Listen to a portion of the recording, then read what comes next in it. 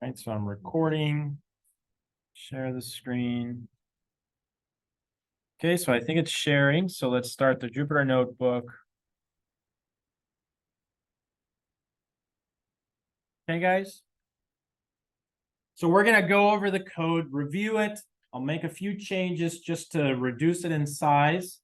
Okay, and then our goal is just to complete the pipeline for a 2-class problem. The performance should be better because there's only 2 images. Should be easier, I think. So let's go ahead and click on this one.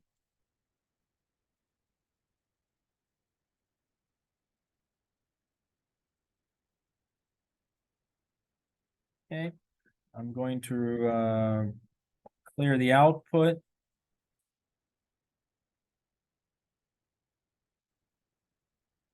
Okay. Down. All right, so let's go ahead and click run. Click the library, so that should be the same. CIFAR10, train and test, that should be fine. Okay. We'll print out the example. Okay.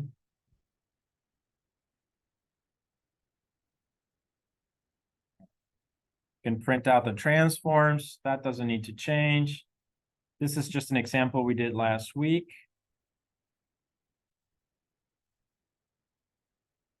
We can let that process. All right.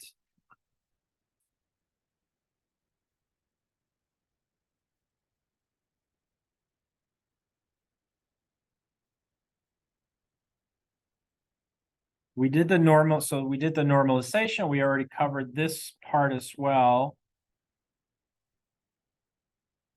And we generate the data set. Okay, so we generate the data set over here. Okay. So all of this is the same. And this part here is what I'm gonna change a little bit just to remove labels. Okay, so if you remember, once we had created our transform tensors for train and test, we had images which were tensors and which had labels, but we had 10 images for the 10 labels, right? So instead now I'm gonna cut that to just 2 labels, which means the size of the data set will go down as well. So various things are going to change, and hopefully that'll give me allow me to be able to run this in the class. Let's just call this build data set. Change this here. Mark down. Okay, build data set. All right, so my data sets are gonna be CIFAR10 final train and CIFAR10 final test. Okay. But because I'm gonna choose labels, I need to do a little bit here.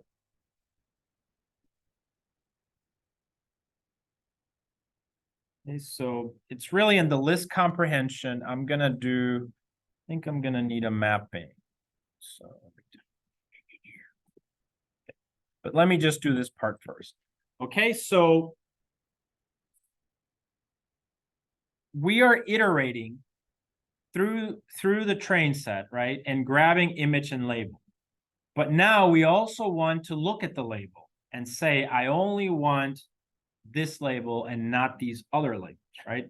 So in a list comprehension, that can be done by just adding an if statement back here and saying if label in, and I'm just going to choose 0, these 2 labels, literally label 0 and literally label 2. Got it? That's all I'm doing.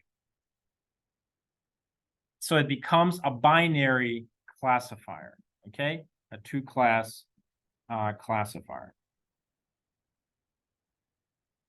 Any questions about that? Also, if we want, we can change those numbers from 0 to 2 to 0 to 1, just because, right? So how do we do that? We can create a simple label map here, which is a dictionary. So I'm going to do label map equal, and then, you know, in Python, curly brackets define a dictionary, and we have two entries in here. If the index is 0, then make it a 0. And if the index is 2, make it a 1. So we're just creating a mapping so that our labels are no longer 0 and 2, but just 0 and 1. Okay? You can probably get away with not doing this, but, you know, it's just an approach. All right, so now what we have to do is, you know, this would ensure that we only get 0 and 2, right, in our data set. But because I want to do this label mapping, what I can do is just invoke label map here.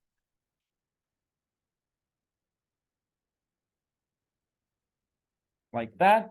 And what do you provide to label map? You provide label, and it's going to return the new label. So if it's 0, it returns 0. But if it's 2, it returns 1 into this position. Does that make sense, guys? All right. Let's do the next one over here. Same thing. If label in 0, 2, then we just select those, correct? So remember, 3, if it's a 3, drop it. If it's a 7, drop it.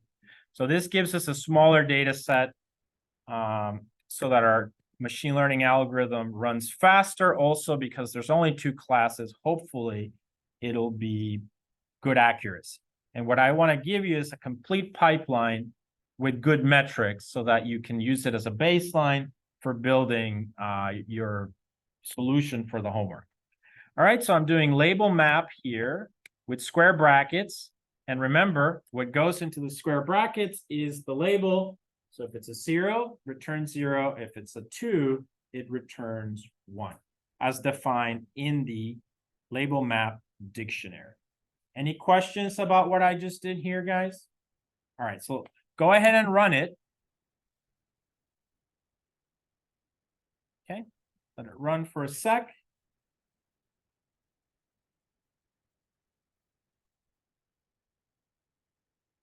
And then we can, once it finishes, we can build the data loader, which does not change. That's really stays the same, basically.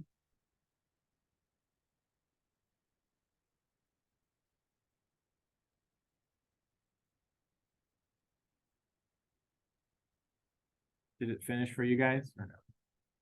Still going? Huh. Oh. Oh, it's label. Yeah, label. Sorry about that. Label map. Do that again.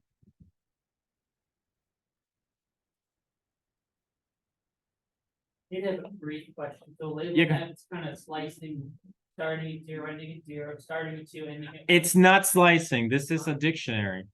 It's Oh, just a regular Python dictionary. okay. So it's like a thing where if I have a 0, give me a 1. Okay. If I have a, no, sorry, if I have 0, give me a 0. If I have a 1, it's 2, give me a 1. Okay. It's a dictionary. Okay. Yeah. So it's in the classic Python sense. Okay. From your data structures class. Okay. Any other questions? All right. So it's not even necessary, to be honest, but I just kind of. All right. Okay. So now we've done the data sets, right? And we can just proceed. Batch size 32, create the data loader. The data loader takes CIFAR10 final train, batch size, and shuffle true. Okay. The architecture, we've only built one architecture. And again, because I really just want this to run to the end, so I'm trying to keep it simple. We can try a deep learning architecture also.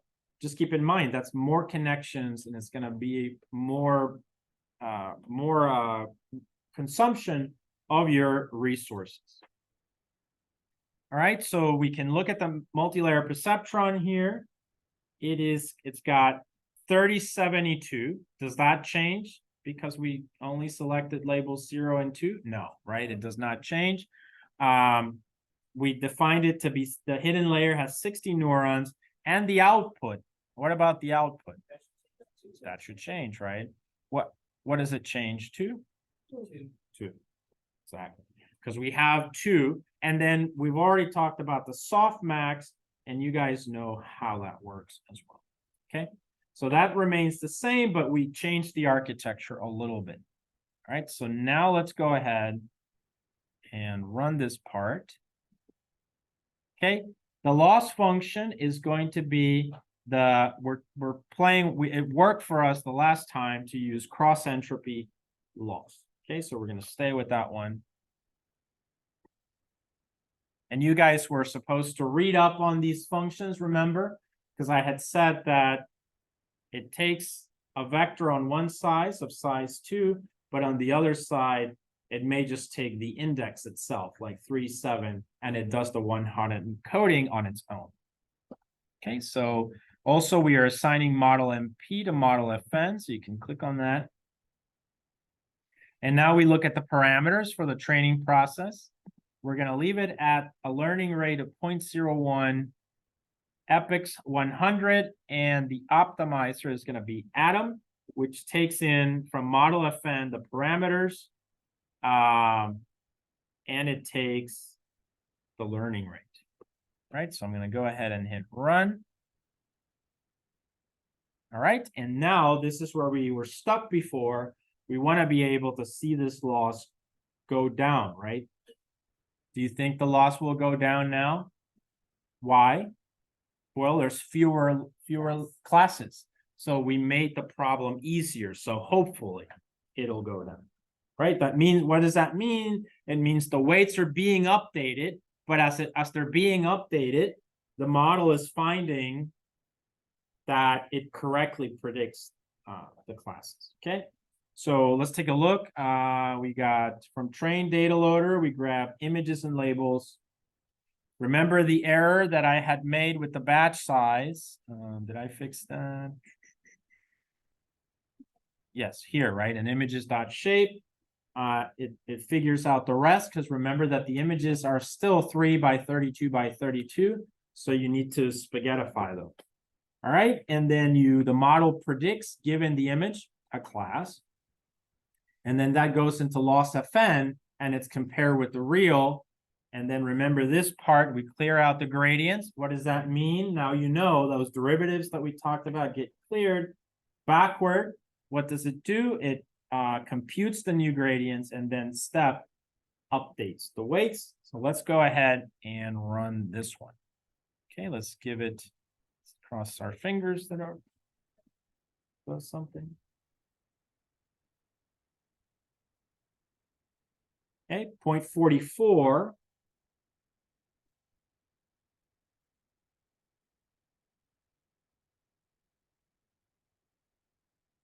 .53. Is it going down for you guys? It is? Okay. All right, good. All right, so maybe it's just hates me. All right, so 0.35 now. Okay, good. How many? We're doing 100 epochs, right? So it's gonna give it a second here. We only need to train this once, because we're just going to continue the code after this. We're going to predict, basically. Okay, so let's let it train.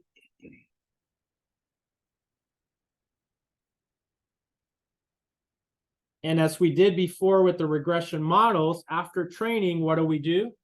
We take the model and apply it to the test set, right? So we're going to do the predictions, and then we're going to need to compute the performance metrics. Which ones? Precision, recall, F measure, and the confusion matrix.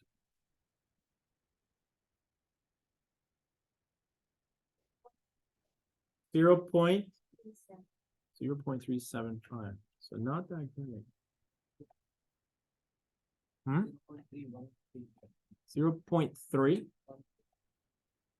0.13. Should be like 0.00. Nobody got 0.00. Okay. Huh.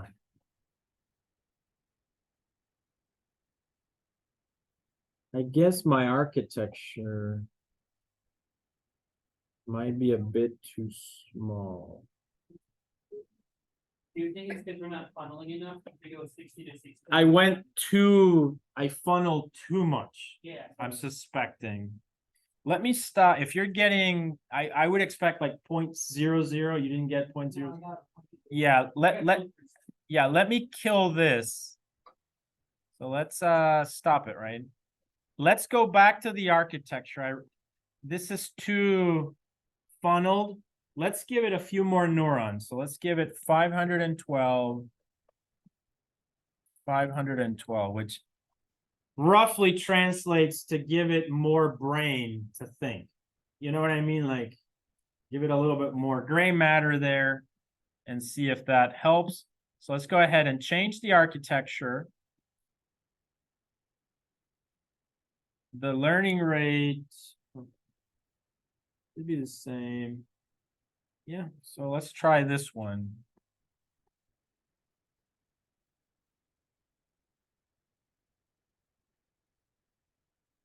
Hey guys, so let's see what it gives us. But really, we want to see some good performance. When you guys, because it started at 0.40 or 0.50, and then you guys told me it got to 0.3, so that's not such a good improvement, right? Worst? Yeah. Out of how many losses? How many? You've already done 100 epics with 512? Huh. This time it becomes 0.813. You really? The range is 28. Yeah, then I don't know.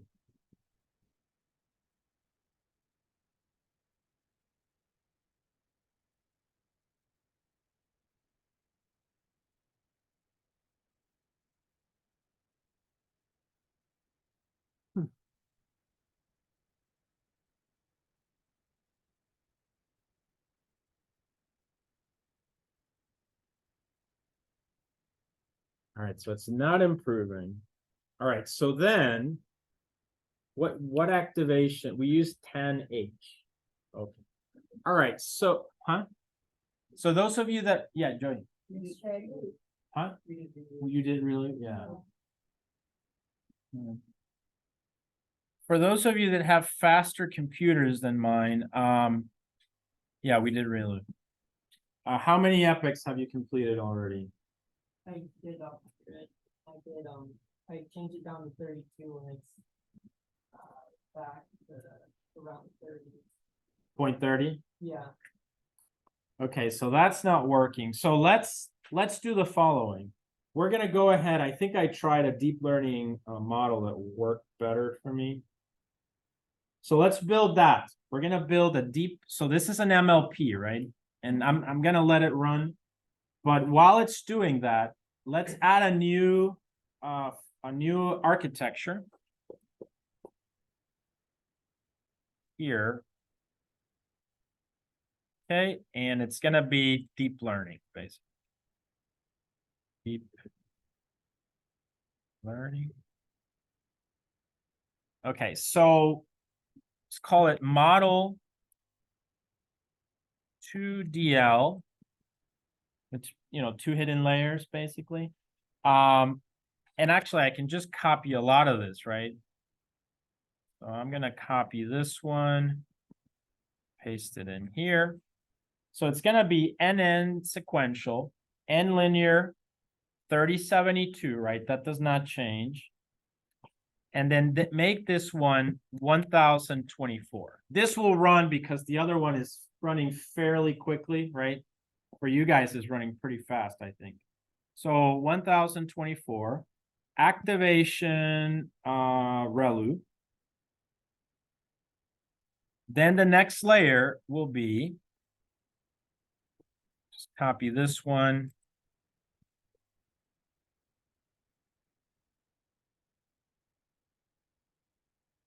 So this is gonna be now what? 1024. And then the next architecture, I'm gonna make it 512. And then this one is ReLU. And then I'm gonna do 512. And I'm gonna add another layer, 128. So I have 1, 2. I actually have 3 hidden layers here. Oh, 3. Okay, 128. And I need what? This one, right? To add another ReLU. And this should be what? 128. And then we're gonna predict our values, which is 2.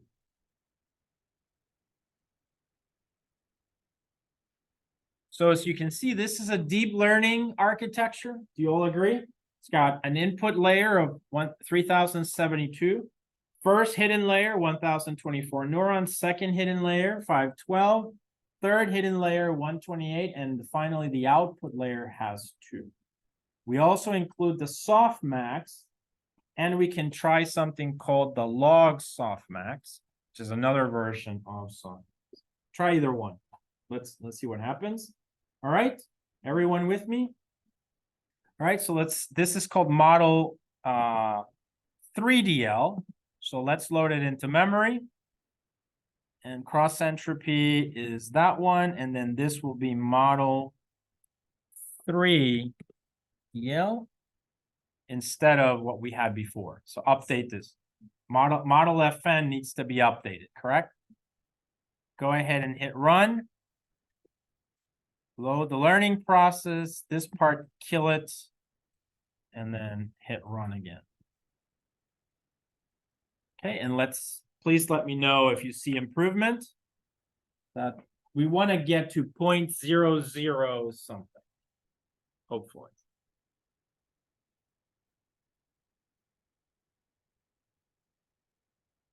Any luck? No luck?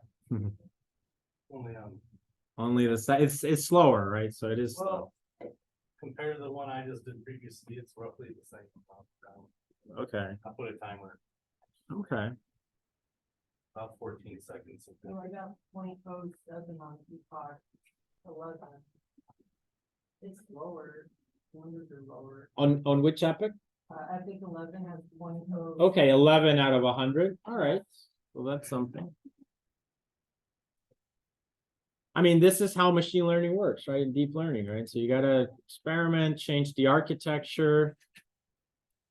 We are definitely throwing deep learning at it. But we only have 2 classes. If we had the 10 classes, and that would be more challenging.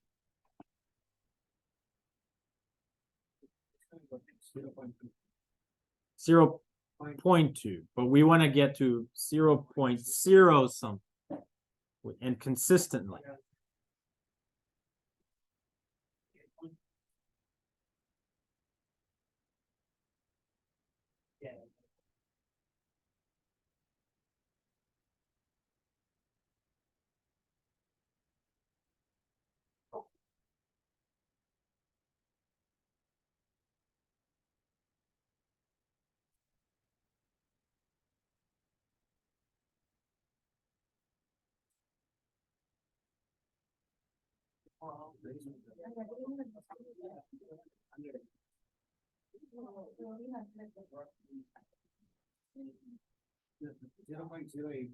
Zero 0.08. Okay, that's good. If you were able to get 0.00 something, that would be even better, right? That's what we want. 31 and then 0.2. See, what is it? 0.006. 0, 0. Okay, so 2 zeros. Yeah, 2 zeros. Okay. So definitely you feel that it's working, It's right? improving over time. It's improved. Yeah. Good. Yeah. So here now is some evidence that deep learning can deliver on its promise, right? So it is providing somewhat better results. How do you arrive at that architecture? You got to play with it. I mean, it's really how it is. But you can see the funnel shape approach there, which is like one of the guiding things that you can try.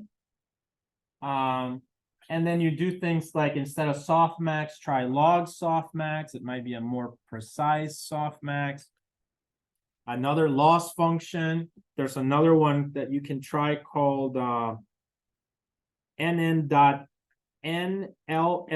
loss. So it's another type of cross entropy that you can play with.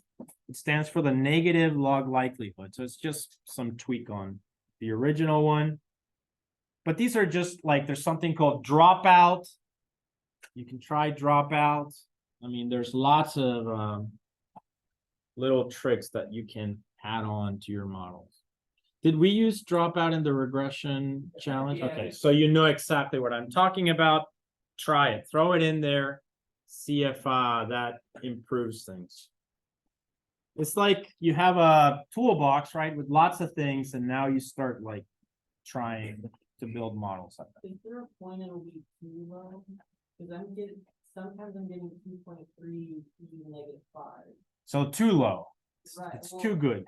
Yeah, I see what you're saying. I mean, we kind of want the loss to go down consistently. that's right, it can be so low where, like if you get like a loss over, like if it's like over 100, it's like. Well, think intuitively of what that means. A loss that low means that basically it's close to zero, which means that the error was zero, which means that the prediction and the real were the same. Right. That's what intuitively it means. And so you can answer your own question based on that. Yeah.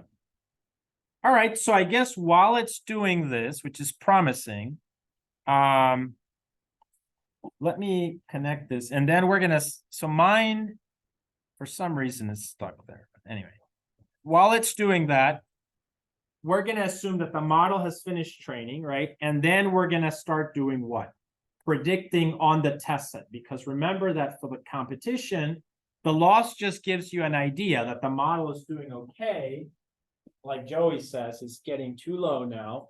But really what's going to determine who wins is the performance metric, right? So who gets the highest F measure on the challenge of CIFAR with the 10 classes. So let me go ahead and start writing that part in.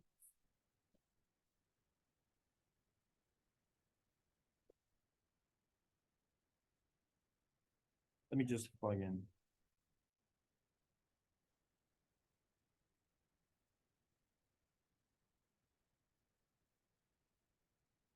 All right, so now that the model, let's let it train for a while, and we're gonna proceed to test it, right? So we're gonna do a test model on the test set, okay? So we're gonna do cell, markdown, hit run, okay? And now here, what do we need to do? We need to convert the test set into what? A data loader, just like we did before. And then we're just going to predict. That's pretty much it, but on the test set, assuming that the model is finished. And then we're going to try to compute some performance metrics. I'll show you how to predict, how to do one performance metric manually, but really we want to use the performance metric functions provided in sklearn. Yeah, and that should be it. So let's go ahead and do that. So let's create the data loader. I don't think we've created, have we created this data loader? No. No, right? We didn't. Yeah, all right. So let's do the test set. So let's call it test data loader. All right, so again, just like we did before, we invoke torch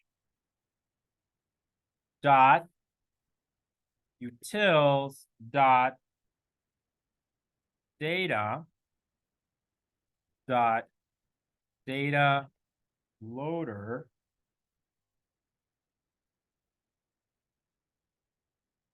and what do we provide to it? We need to provide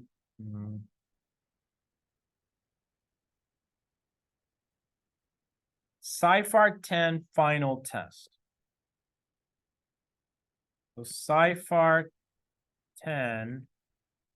final test, right? So that's the test set that we provide. We're gonna specify a batch size for this. How many samples do we have in this test set? So I can't remember, I think, well, we can check, right? We can check. So CIFAR, this is a list, correct? So if I do length of this one, or Joy, if you can tell me that. Yeah, it's a list. What's the public? Do you know how many it is? It won't run until it finishes training. So I won't be able to. I got 2,000. 2,000, okay. So then the batch size can be 2,000 because first of all, 2,000 is not too much. And we're not training here. We're just, the model's already trained. You understand that this part, the weights and the biases are not being updated, right? Instead, we just take whatever they are, give it some data, and it's going to give us predictions, okay? And we can say shuffle here. Mine is not going down at all. Did you guys have this behavior where it stayed stuck for a while and okay. Maybe it'll, I don't know. I tried it and drop out and made it go slower and go to sleep. So don't use it then. Yeah, I figured I should. I got my first 00 at Epic 37. Okay, so that might be it. Why does that happen? Because remember that it's not a quadratic function, right? Like in MSE. In a neural network, it's like a mountain range. So think of a mountain range with many peaks and many valleys, and think about like you're sending an air, and it's thousands of those or millions, and then you're sending an airplane full of paratroopers jumping everywhere. Some of them fall on really high peaks. Eventually, you get one that makes it to a valley. Do you see what I'm saying? So, like Jason says, okay, bring Kind of like what you were saying. it tomorrow. Yeah. Oh, you want me to? Oh, no, I thought you were saying bring it to you right now. Oh, I can show you. do you want to say something about it? Oh, no, that was just like, it's similar to what you were saying. Yeah, exactly. Yeah. No, thank you. Yeah, exactly. That's kind of what, and I actually have a problem. I'll discuss with you guys on why that happens. Okay, like mathematically, but basically intuitively think of it that way, right? You don't have that one valley like MSE. You have thousands of valleys and mountains, and you're dropping paratroopers, and maybe for the first 37 iterations, they were all falling on peaks. Eventually at 38, one makes it into a valley and boom, they can find, but it may not be the deepest valley. It may be just a deep valley. And you may never get a paratrooper that falls on the deepest valley because you're randomly picking where you start, right? So that's kind of the intuition. Okay. Anyway, so as you can see, my paratroopers are just landing on peaks, not valleys. Anyway, let's do the data loader. All right, so let's do shuffle here also. And let's just do false, because we don't really, as I said, we're just doing the testing section. Okay, so it's not going to run right now, so let's just write the code, as mine is still training. But after you do the data loader, we can basically start predicting. So here, notice I'm going to do a little thing. I'm going to say with Torch. Remember that our architecture is where? It's in a computational graph. Torch has created like a canvas where the computational graph is, all the data, everything is connected, right? So you can reference that computational graph whenever you want. And you can say things like that apply to the whole computational graph, such as the following. I can say with Torch, no grad, like that. What does that mean? It means that for the next section, I don't want you to take the derivatives. which means do not try to update the weights. Just leave them as they are. That's what that is for, okay? So you do this a lot when you're doing only testing the data, you do no grad. That way you don't update the weights because you don't want the model to look at the test data. Like if you guys did this without this, then the model would be looking at the test data. It would potentially do better, but you're cheating technically. Do you see that? So watch out for that. It's one of the things I'll be looking for in your presentation. Not saying that you would intentionally cheat to win that magnificent trophy, right? But I'm just saying that it's something that you want to watch out for, right? So when you're looking at the test set, you do not want to update the weights because that literally means the model is learning from the test set, and that should not happen in machine learning. All right, so once we do no grad, we can just simply iterate through the loader. So I'm going to do for IMGs, comma, labels in test data loader with a uppercase, no. Okay, colon. So again, we grab the batch size because we need to, for the test set, we also need to spaghettify the images. So I'm going to do batch underscore size, and we assign to this imgs dot shape of index 0. So it should be 2000, right? All right, and then, so here we wouldn't get an error, I don't think. Then we're going to do predictions. So I'm going to do outputs, and I'm going to assign to outputs model FN, where the input will be IMGs dot, but we have to reshape them. So we do view batch size, comma, -1, right? So it's going to be 2000 by 3072 after this is performed. And then what do we do after that? Do we need to do the loss? No, right? We do not need to do the loss part because that's only done for the training. We're comparing predicted to real to reduce the loss function. That's something related to training. Here we just predict. We predicted, we're done. What we do now is we just want to measure performance, right? So first we're going to manually try to build performance or calculate performance. So how do we do that? Outputs should be, as they come out of the model, they should be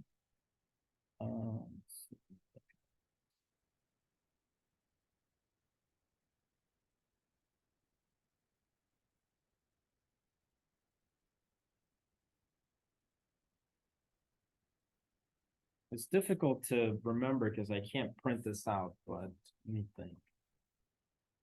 The architecture of the neural network is a vector of 2, right? So model FN returns a vector of 2, right?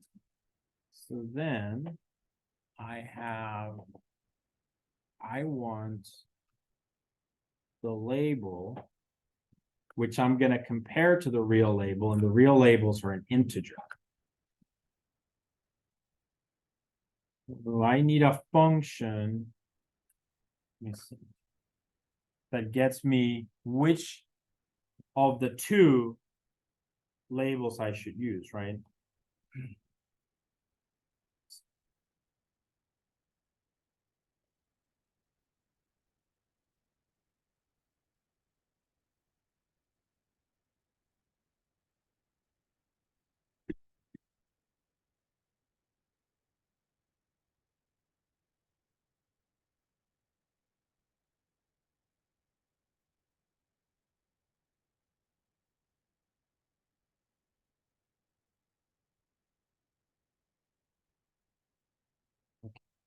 So I'm going to use a function called torch max, which returns a tuple, where the first part of the tuple is the value, and the second part is the index. What I want is the index, correct? Because my vector has two values. The first one, the index should be 0. The next one, the index should be 1. And that literally translates to the classes, correct? 0 or 1. So that's what I'm going to do. I'm going to use Torch max.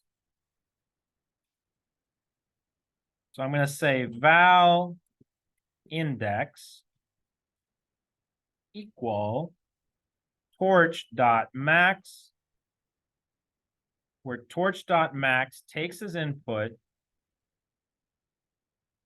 outputs. We also have to tell it the dimension, because remember, this is 2000 by 2, correct? You guys see that? That is 2000 by 2. So we want to get this out of the rows, right? So we're going to say dimension 1. Okay. Does this make sense, guys? So basically, every row, it looks at it. It's a vector of 2, and it's going to look, okay, what of the two values, which one is the max? The first one or the second one? If it's the second one, what does it return? The value plus index 1. If it's the first one, what does it return? The value of the first one and index 0. 0. Got it? Is that clear enough? All right, so let's go ahead and then just for out of convenience, let's say that this should be indices. Then this should be vals.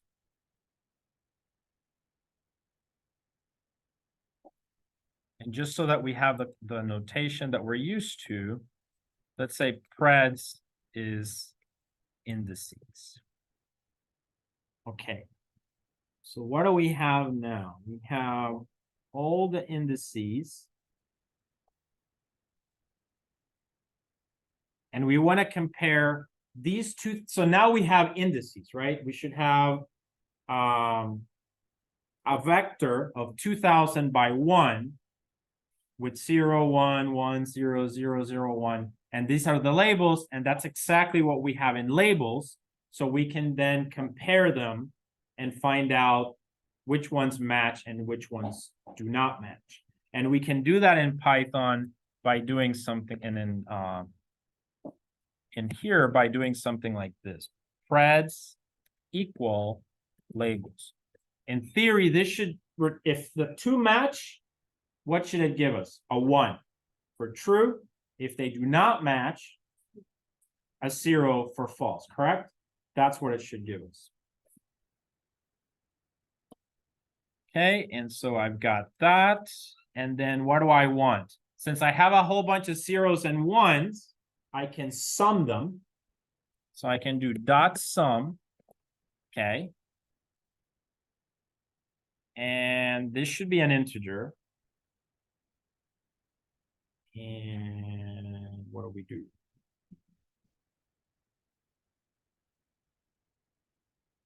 We should.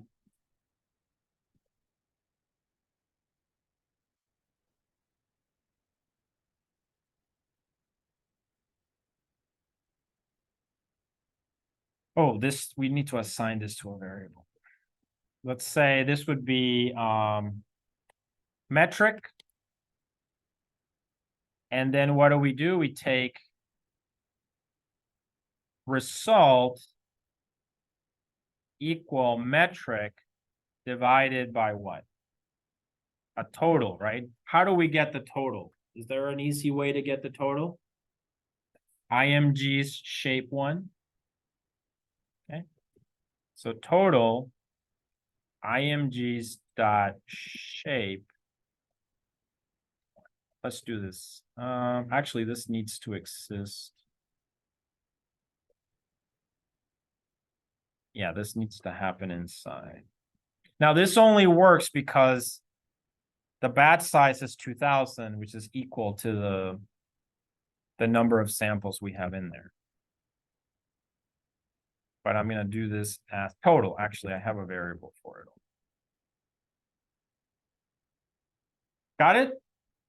Does this make sense, guys? What I'm doing here?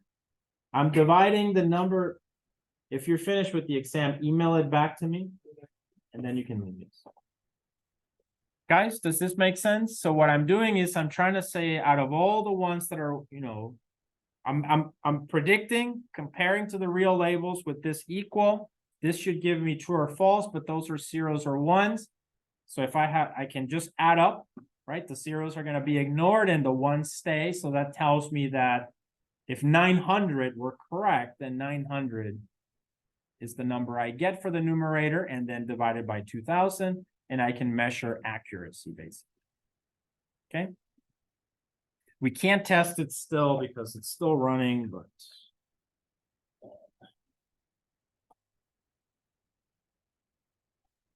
obviously we don't want to do this like this all the time. Yeah, just send me the exam, make sure. However you want, and email it and you can. Guys, did you understand this part? Any questions? I did have a question. Yeah, go ahead. Our batch size is 2000 because. We just set it at 2000. Oh, okay, oh, You set it because Joey told me that to test it at 2000. So. Oh. So we're only gonna read it once, a batch of 2000. If you did a batch size of 64, this code would not work, right? Is what? I think you have metrics and metric. Okay, and then also what else? Uh-huh. Oh, it should be batch underscore size? Okay, sorry about that. It's difficult when I can't run this. And then Jason, you said I have, One's plural and one is. oh, I don't know. if just you want- metric, I guess. Okay, thank you. All right, so where is the model? So mine is not learning at all.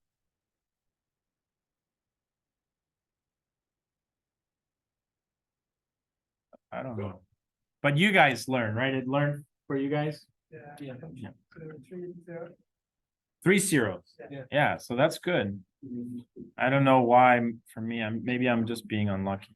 All right, so once you've done this part, obviously what you really want to do is like more professionally calculate the metrics.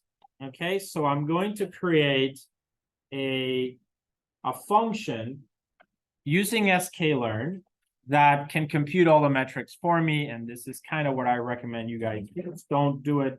I just did this kind of to illustrate that you can compute these manually, but in general, you would want to use built-in functions, okay? So let's go ahead and build a function. And this is the function you can use really for a lot of your classification problems. Just do, let's call it print. What is it? Stats or metrics function. Actually, print metrics function. Okay, guys. Any questions?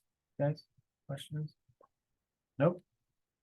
All right, so we build this one.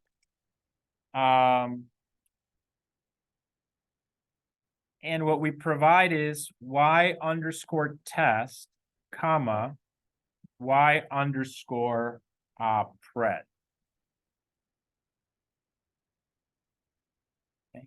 Does anyone have a sheet of paper? yeah, I think you should. Whoever has one. Yeah, one. Oh, just the sign-in sheet. So just Oh, okay. just sign in. All right, so so let's finish up the function. So if you notice, we're providing y test and y pred so that we can do this comparison, right? So the comparison that we did manually, we're gonna do it in this function and we can provide whatever we predicted and the labels. So then it should be pretty straightforward. You can print. So for instance, we will need to import all these functions from sklearn. All right, so we'll do that in a second, but it's very easy to do, so just do here. Accuracy. And it's going to be percentage dot 2f. This is called a format string, so we're just basically formatting, so it has this float with 2 decimal points. And then percentage, and then basically the function accuracy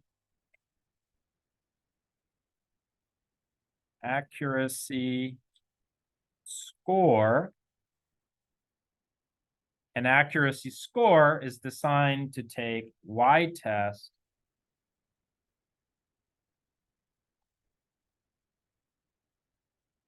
comma y pred. So this is effectively this one here. What did I write? Oh yeah, sorry. So this one here should be what I did here, right? So this that I did by hand, it's actually just done in this function. But you really want to print all the metrics. So then the next metric can be the confusion matrix. So let's do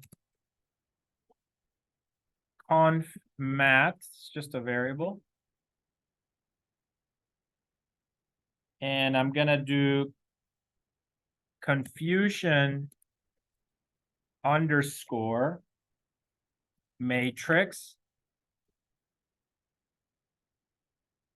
And then this, you can just say y true equal y test, comma, y pred equal y pred. Okay, do you see that? So that's one. So now you can print this one. So say print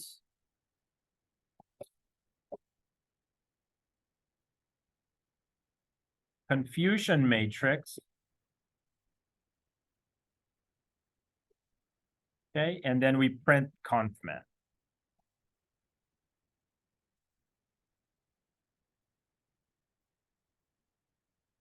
Okay, everyone with me? So this is pretty simple, and then we're just going to repeat this process for all the other ones. So let's do precision. Same idea. Precision. Percentage. Dot try 3f instead, just to see what happens. Percentage. And then we call precision score, lowercase. Score, which once again takes, yeah, y true and y pred. I can just copy this.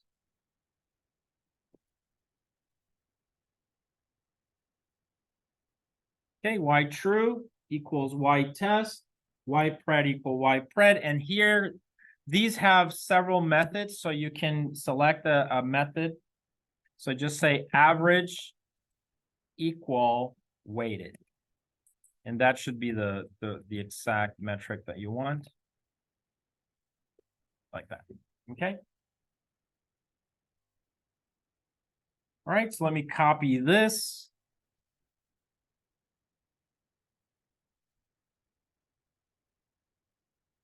Okay, and now we're gonna do the same for recall and F1 measure, and that should be it. So I'm gonna say here recall. Okay.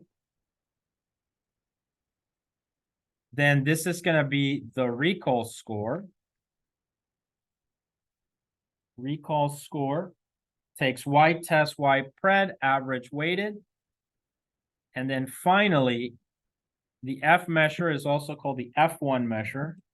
So you can say F1 measure. Then this will be F1 score,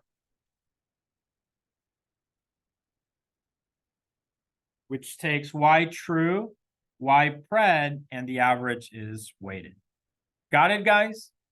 This function will take the predicted and the real, and it should give us all the metrics that we want. Very similar to what Weka did, if you remember when we looked at the Weka example.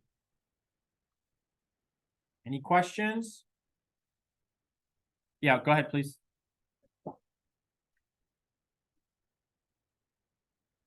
Yes. Yes. Accuracy.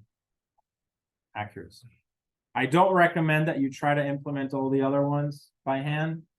I would just go with the function, but I just wanted to do that.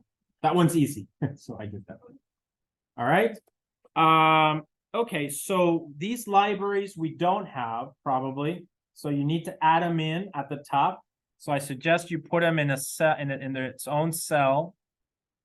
So here in the library somewhere, we're going to import those from sklearn, okay? So we can say from sklearn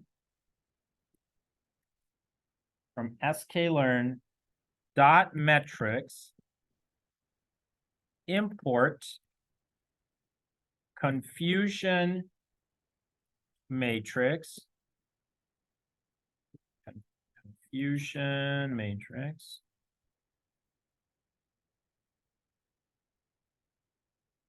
from sklearn dot metrics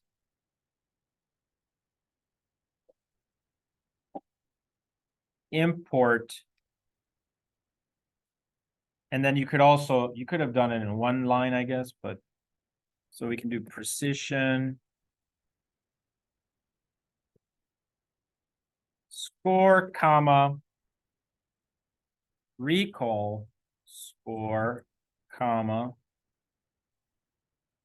accuracy score, comma, and finally F1 score. Got it? These are just the libraries. Yeah. All right. So we'll need to run these. If Joey, did it finish for you, or is it still going? Mine's done. Okay. So try and see if you can find any errors, typos, or something. Let's see where mine is. Mine didn't learn at all, so my metrics are going to be bad. But yeah. Any questions? All right, so we have a few minutes, so the last part of this would be basically, if I haven't made any mistakes on the code, really all you want to do is now use this function. So basically rewrite this code, but now with the function so that it prints the metrics for you at the end, basically, okay?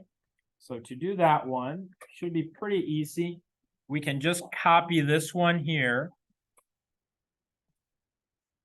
and we will modify it to include that function instead. All right, so with torch, no grad, that stays. Then we iterate for IMGs and label and test data loader, that's the same. Batch size, that's the same. And then we predict, right? So we're going to predict model FN, images.view, batch size -1, and that gives us outputs. Now I ask you the following question. Do we need to keep this or drop it? If you understand the code, you should be able to tell me. Keep it or drop it.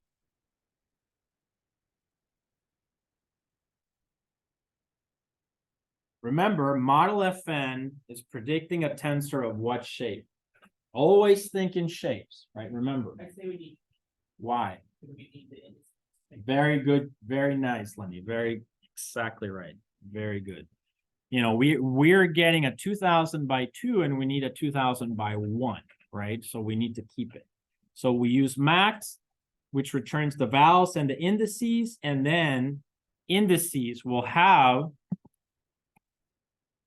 our vector basically. You know, I strongly recommend, mine finished. I strongly recommend that you guys should print the shapes all the time. All right, so now instead of doing this part, we don't need this anymore. Now we're just going to invoke our print metrics function to do the computation. So that one prints. Therefore, you can just do print metrics function. And we plug in here preds, comma, no, sorry, it would be what?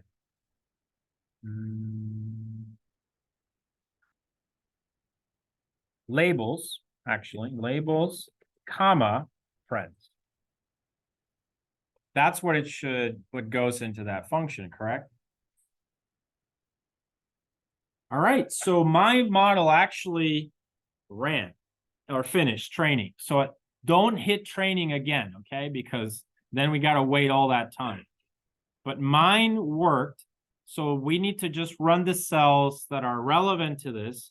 So we need to, first the libraries. Let's go up, run that cell.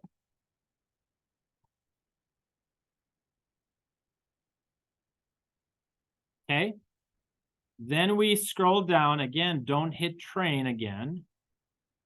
The model is trained, however. Oh, and this, see, like what Joey told me is 2000. So if I run it, 2000. I'm going to create my data loader of batch size 2000. And now I'm going to run this metric. And I forgot to print, I guess. So I'm going to print result. My out, so this is not.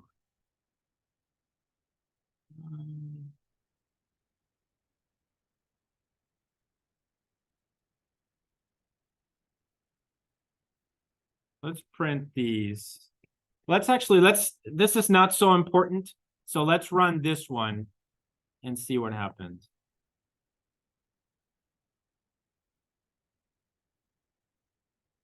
Okay, so we'll come back to the other one, I promise, but I must have made some mistake as I was doing accuracy manually. However, I got this from fmeasure and I know those are correct.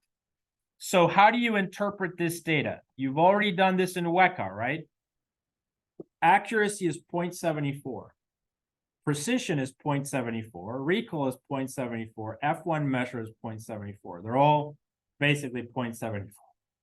But I would look at 0.74. Now, the reason why these are very similar, it's because it's probably a balanced data set, right? So I'm guessing 1,000 are for one class, the other 1,000 are for the other class. You can see here, the diagonal are higher, but there's a lot of errors still. Now, you guys who got smaller losses than me, were you able to get better performance metrics than those? Yeah. What's your F1 measure? Okay, 0.845. So you're winning. Jason? 8. Huh? 848. 8. So you're winning. Anyone? I got 853. Oh, Joey won. Anyone else? You see that? So that's how this works, right? So good job. So you got 85, right? And that I had gotten 85 when I tried, or 84 when I tried this before. So I'm guessing that's at the limit of this. Do you guys understand how this works? All right, so we basically did a classification. And let's say that we're achieving 84. That's the highest as a consensus, right? Because you guys running this with me means we're doing tenfold cross-validation. And it seems like the value is higher than 74. So they're about 84. Now, how do we improve this? For the two-class problem, how do we improve it? You can try different architectures, right? More hidden layers, more this or that. You can try the learning rate, bigger, smaller, batch size, all of those things, dropout, all the tools that you know about. Next week, I will introduce convolutional neural networks, which is basically deep learning, but to the next level. That's going to be a new algorithm that has these filters, right? And so we'll try this again with the CNN, and we'll try this again with the MNIST data set. And then after that, your homework assignment will be to use the CIFAR10 data set, but with all 10 labels, okay? And just apply whatever is necessary to get an F1 measure that is the highest possible. Does that make sense, guys? Does that make sense? All right. All right, so that kind of wraps up the class. If you guys have found my error and this accuracy, we'd be done basically. So I'm trying. Oh, Joey, did you? Yeah, you need to dot take 0. It was divided by the wrong. 0. Yeah, the number of rows, right? Right. Okay, perfect. Let me try that. There we go. 74. Nice job, Joey. And now it matches my 74. So you know that sklearn works because we've tried it. Got it? All right. So yeah, so this is a good stopping point. I'm basically done. I got to where I wanted to get, which is really to complete this exercise for 2 classes. As I said, next week, I'm going to try a entirely new data set, MNIST. I will also try CNN with CNNs. I will also try CNNs on this, and then I'll assign the homework and the challenge. Okay. And also I do have some slides that I'll try to finish up next week. That next week will conclude hopefully CNNs and classification, and we're going to move to generative models with GANs and transformers. All right, guys. So we'll stop here for today. Also remind you, this is week 10. We have an exam on week 12. So your second exam will be week 12, okay? And this is week 10. All right. What should we study from XG? Everything, yeah, it's comprehensive. So Okay. from the first week until now. Okay. Yes. Good.